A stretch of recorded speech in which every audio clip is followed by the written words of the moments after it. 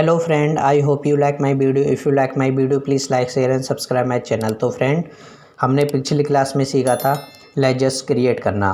तो यदि आपको लेजर्स की जो भी डिटेल्स चाहिए तो उसके लिए आपको क्या करना पड़ेगा, अकाउंटिंग इन्फो में जाना है और देन आपको लेजर्स में जाना है। तो यदि हमें यह चेक करना है कि जो हमने लेजर्स क्रिएट किए थे वो हमें कहाँ पर शो होंगे, तो उसके लिए हमें डिस्प्ले में आना है। और आप देख सकते हो यहाँ पर ये हमने लेजर्स कुछ रेडी किए हुए थे, जैसे rent account, salary account, Sohan account. तो ये अकाउंट हमने ऑलरेडी बनाए हुए थे। बैक आने के लिए मैंने आपको बताया था एस्केप की का यूज़ करेंगे, तो एस्केप की से आप बाहर आ जाएंगे उससे। तो आज हम सीखेंगे अकाउंटिंग वाउचर्स। तो सबसे पहले हम बात कर लेते हैं वाउचर्स क्या होता है। तो चलिए वाउचर्स समझ लेते हैं कि वाउचर्स क्या होता है। वाउचर्स एक प्रकार का प्राइमरी ऑनलाइन डॉक्यूमेंट होता है जो व्यवसाय के लेन देन को रिकॉर्ड करने के लिए उपयोग किया जाता है। इस डॉक्यूमेंट के माध्यम से हम बहुत सारे व्यवसाय के लेन देनों को रिकॉर्ड करते हैं, जैसे पेमेंट करना, रिसीव करना, सेल करना, परचेज़ करना इत्यादि। यह डॉक्यूमेंट मदद करता है व्यवसाय के लेन देन को रिकॉर्ड करने के लिए। तो फ्रेंड, आपने देखा वाउचर्स क्या होता है। अब हम सीखेंगे इसके अंदर सिंगल एंट्री सिस्टम का यूज़ करना क्या होता है, उसके बारे में थोड़ी सी डिटेल जान लेते हैं हम। सिंगल एंट्री सिस्टम यह वह सिस्टम होता है जिसमें हम डेबिट और क्रेडिट का उपयोग नहीं करते। यह ज़्यादातर छोटे व्यवसाय के लिए उपयोग किया जाता है, जिसमें एक लाइन में ट्रांजैक्शन को रिकॉर्ड किया जाता है। इसमें डेबिट और क्रेडिट का उपयोग नहीं किया जाता। आपने घरों में देखा होगा, जितने भी घर में रहने वाली महिलाएं होती हैं वह अपने खातों को एक कॉपी में एक लाइन में दर्ज करते हैं। तो इस प्रकार के लेन देन को रिकॉर्ड करना सिंगल एंट्री सिस्टम कहलाता है। इसे छोटे व्यापारी उपयोग करते हैं। इसका उपयोग करने के लिए हमें विशेष जानकारी की आवश्यकता नहीं होती है। इसमें कोई भी व्यक्ति आसानी से रिकॉर्ड कर सकता है। तो friend, single entry system I hope आपको समझ आ गया होगा।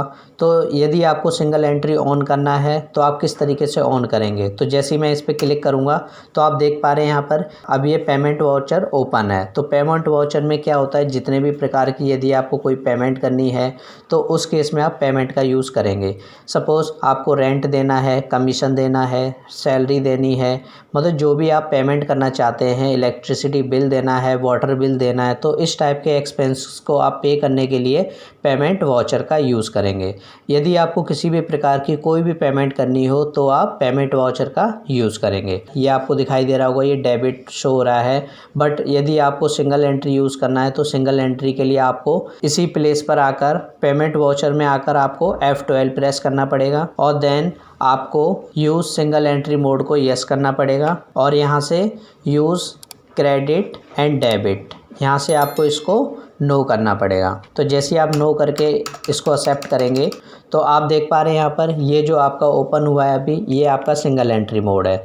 तो सिंगल एंट्री में आप देख पा रहे हो यहाँ पर ना तो डेबिट शो हो रहा है आपको, ना तो क्रेडिट शो हो रहा है। तो इस तरफ जिसके थ्रू आपकी पेमेंट जा रही है वो आपका यहाँ पर आएगा। यदि आप बैंक के थ्रू पेमेंट कर रहे हो तो यहाँ पर बैंक आएगा। यदि आप कैश के थ्रू पेमेंट कर रहे हो तो आपका यहाँ पर कैश आएगा। यहाँ पर आप देख पा रहे हैं ये पेमेंट वाउचर खुला हुआ है और ये जो भी ट्रांजेक्शन आप करोगे उसका ये नंबर यहाँ पर शो होगा। एक तरह से कह सकते हैं हम इसको बिल नंबर। यहाँ पर आपकी डेट शो होगी, जो भी आपकी डेट चल रही होगी वो आपको यहाँ दिखाई देगी। ये आपका अमाउंट होगा, जो भी आप अमाउंट पे करेंगे और आप क्या पेमेंट करना चाहते हैं। सपोज़ आप किसकी पेमेंट करना चाहते हैं, रेंट देना है, कमीशन देना है, सैलरी देना है, जो भी आप पे करेंगे वो आपको यहाँ पर रिकॉर्ड करना पड़ेगा।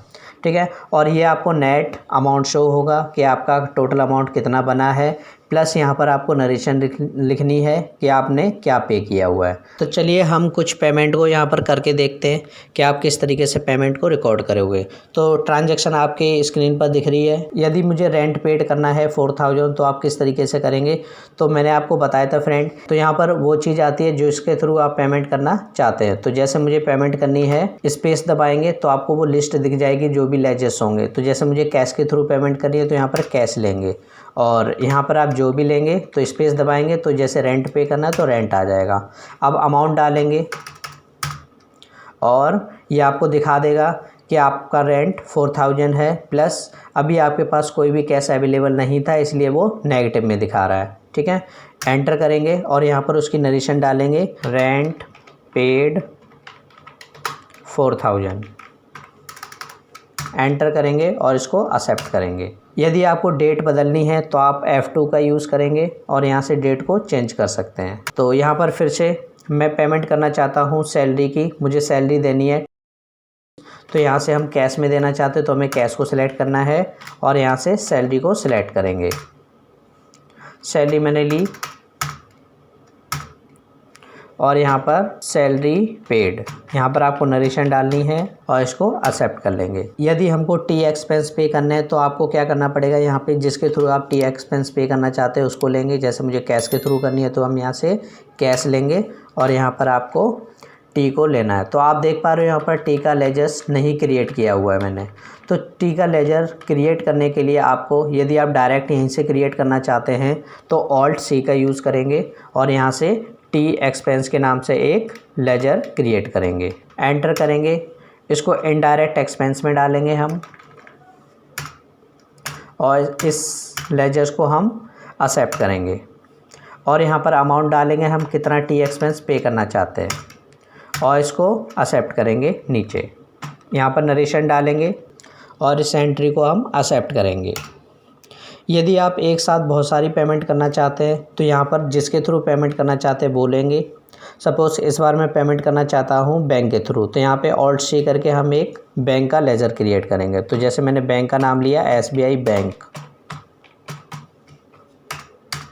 अंडर हम इसको बैंक के अंडर रखेंगे और यदि आपको उसकी डिटेल पता है तो आप डाल सकते हैं, नहीं तो इसको ब्लैंक भी छोड़ सकते हैं। तो यहाँ से हम SBI को सिलेक्ट करेंगे और जो भी जिसके थ्रू भी आप पेमेंट देना चाहते हैं वो एक्सेप्ट करेंगे। जैसे रेंट देना है तो आप रेंट को एक्सेप्ट करेंगे, सैलरी देनी है तो आप सैलरी को एक्सेप्ट करेंगे और लास्ट में इसको ये चेक की डिटेल मांग रहा है, तो यदि आपको पता है तो आप डाल सकते हैं यहाँ पर। और यहाँ पर हम उसकी डिटेल को, जो भी आप नरेशन देना चाहते हैं वो हम नरेशन डालेंगे। यदि आपको यह चेक करना है कि जो भी हमने ट्रांजैक्शन की हुई है वो कहाँ पर दिखाई देगी, तो उसके लिए आपको एस्केप की का यूज़ करना है। उससे बाहर आएंगे और यहाँ से आपको जाना है डिस्प्ले में और यहाँ से आपको जाना है डे बुक में। तो आप देख पा रहे हैं यहाँ पर ये हमने कुछ ट्रांजैक्शन को रिकॉर्ड किया हुआ है। तो ये जो ट्रांजैक्शन है वो 2 अप्रैल 2021 की शो हो रही है। यदि आपको सारी ट्रांजैक्शन देखनी है तो ऑल्ट F2 यूज़ करेंगे और यहाँ से जहाँ तक ट्रांजैक्शन को आपको देखना है वो आप डालेंगे। सपोज़ मैं देखना चाहता हूँ 1 अप्रैल टू 2 अप्रैल, तो आप देख पा रहे हैं यहाँ पे इस तरीके से आपको सारी ट्रांजैक्शन शो हो रही है। यदि आपको चेक करना है या फिर बिल निकाल के देना है तो उसके लिए एंटर करेंगे इसमें और ये ट्रांजैक्शन आपकी ओपन हो जाएगी। यदि आप इसका बिल निकालना चाहते हैं तो ऑल्ट P का यूज़ करेंगे और यहाँ से जैसे ही आप एंटर करेंगे तो ये आपको बिल दिखाई देगा। इस तरीके से आप इसका बिल को देख सकते हैं। यदि आप बिल को बड़ा करना चाहते हैं तो ऑल्ट Z का यूज़ करेंगे तो ये बिल आपको बड़ा दिखाई देगा। तो इस तरीके से आप देख सकते हैं ये रेंट हमने पे किया, उसका इनवॉइस एक इस तरीके से रेडी किया जाता है। तो यहाँ पर इस तरीके से रिसीवर के साइन होते हैं और यहाँ पर जो पेमेंट करता है उसके साइन होते हैं। तो आप देख सकते हैं यहाँ से इस तरीके से पेमेंट का इनवॉइस एक रेडी किया गया है। तो आई होप आपको इतना क्लियर हो गया होगा। तो आज की क्लास में बस इतना ही।